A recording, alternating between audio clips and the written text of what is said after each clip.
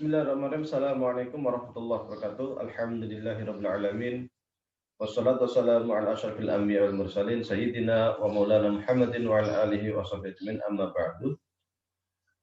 Jemaah sekalian yang saya hormati, di dalam kitab HPT bab iman dikatakan wa innan nadhar fil kauni li ma'rifatillahi wajibun syar'an, dan bahwasanya nazar dengan melihat alam raya untuk ma'rifat Allah itu hukumnya wajib secara syariat. Sebelumnya pernah saya sampaikan bahwasanya Ibnu Rus terkait dengan nazar ini melihat pada teks yang di sana bisa bermakna zahir, bisa bermakna batin, sehingga teks itu ada makna zahir dan makna batin. Selanjutnya Ibnu Rus mengatakan wa idza ittafaqa kama qulna, jika kita sudah sepakat seperti yang saya sampaikan tadi, anna lama syai' bi nafsihi biturqi tsalah, ketika kita ingin mengetahui sesuatu dengan tiga hal tadi, tiga cara itu adalah al-burhan, al-jadal, dan al-mau'idah. Jadi memahami orang itu atau menyampaikan sesuatu kepada orang lain itu bisa dengan burhan. Burhan itu adalah dengan logika Aristoteles kalau masa lalu, dengan riset ilmiah kalau zaman sekarang, dengan studi empirik. Yang kedua dengan jadal itu dan debat seperti Ahmad Didat. Atau yang ketiga dengan mau'idah, dengan ceramah biasa. Lam nahtaj an nadriba lahu amsalan wa kana ala dhahiri la yatatarraqu ilaihi ta'wil. Jika secara tiga hal tadi sudah bisa dipahami, maka tidak membutuhkan takwil. Hadan nahwu min adh-dhahir in kana fil usul fal muta'awwil lahu kafirun. Karena jika hal-hal yang sudah dapat dipahami secara jelas, baik dengan cara burhan ataupun jadal ataupun mau'idah, kalau itu terkait dengan hal-hal yang prinsip, yang usul, kemudian dia ditakwilkan, maka ia kafir. Mithlu man ya'taqidu annahu la sa'adata ukhrawiyyata hahuna wala syaqa, seperti orang yang menafikan bahwasanya kita itu tidak ada istilahnya kebahagiaan di akhirat, surga, neraka, dan sebagainya, itu tidak ada. Maka mereka yang menentang hal-hal seperti ini, dia secara otomatis telah kafir. Wa anna innama qusita bihadzal qaul ayaslama an-nasu ba'dhum min ba'd fi abdanihim wa ahwasihim. Maksudnya kebahagiaan itu sekedar kita bisa menjaga diri supaya kita tidak menyakiti orang lain seumpama.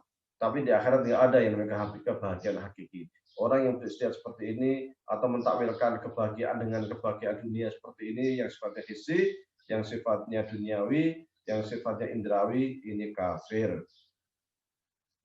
Wa nahailah, wa nahu, dan istilah kebahagiaan akhirat itu sekedar hailah saja, sekedar akal-akalan saja. Wa nahu la ghayata lil insani illa wujudhu al-masus faqat, dan sesungguhnya manusia itu tidak ada tujuan lain kecuali tujuan yang bersifat materi saja, yang sifatnya terindra saja. Ini merupakan pandangan-pandangan para materialis. Orang-orang yang materialis yang hanya melihat pada hal yang sifatnya materi. Orang-orang yang anti Tuhan, orang-orang ateis yang hanya melihat kebahagiaan itu hanya kebahagiaan di dunia. Bahwasanya tidak ada yang namanya kebahagiaan akhirat.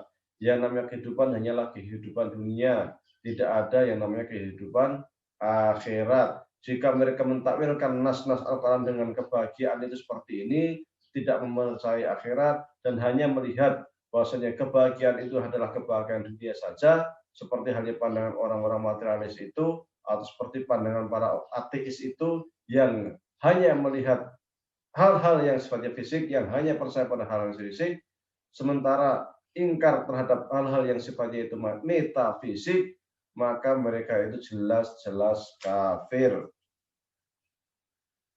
Wa idza taqarrara hadza faqad dhara laka min qaulina annaha huna zahiran min asy-syar'i la yajuzu ta'wiluhu. Jika demikian memang ada hal-hal yang sudah pasti yang secara nas itu kita bisa pahami bersama, yang itu tidak dibutuhkan dan tidak diperlukan adanya takwil. Fa in kana ta'wiluhu fil mabadi' fa kufurun, karena jika dia sampai mentakwilkan persoalan-persoalan pokok agama terkait surga, neraka, alam kubur, kemudian terkait malaikat, terkait dengan Allah dan lain sebagainya, hal-hal yang sifatnya ghaibiyat itu kemudian dia takwilkan dan menyalahi apa yang telah digariskan oleh Rasulullah SAW, jelas dia itu telah kafir. Wa in kana fima ba'da al-mabadi' bahwa bid'ah. Kalau tidak terkait dengan hal-hal prinsip agama, tidak terkait dengan persoalan akidah, tetapi furuk-furuk fikih, maka dia termasuk ahlul bid'ah. Ahlul bid'ah, dia menafsirkan sholat sebagai doa, sehingga dia bahkan ketika dia mentakwilkan hal-hal pokok terkait dengan al-usul minaddin bidarurah seperti sholat, puasa, haji pun dia bisa berbahaya, dia bisa terjatuh ke dalam hal-hal yang sifatnya bid'ah. Sholat dianggap zuhur itu sholatnya menjadi 5 rakaat itu bid'ah, sholat subuh menjadi 3 rakaat itu bid'ah. Jadi ketika dia mentakwilkan hal-hal yang pokok dalam akidah bisa kafir, tetapi jika dia mentakwilkan hal-hal yang sifatnya itu furuk, maka dia bisa masuk ke dalam ahlul bid'ah. Maka yang namanya takwil itu ada dhawabitnya, ada standarnya. Terkait standar takwil telah kami sampaikan sebelumnya, yaitu diantaranya harus ada qaraih, oleh Imam Ibnu Rus dikatakan al-qaraih, oleh para ulama usul dikatakan al-qarain.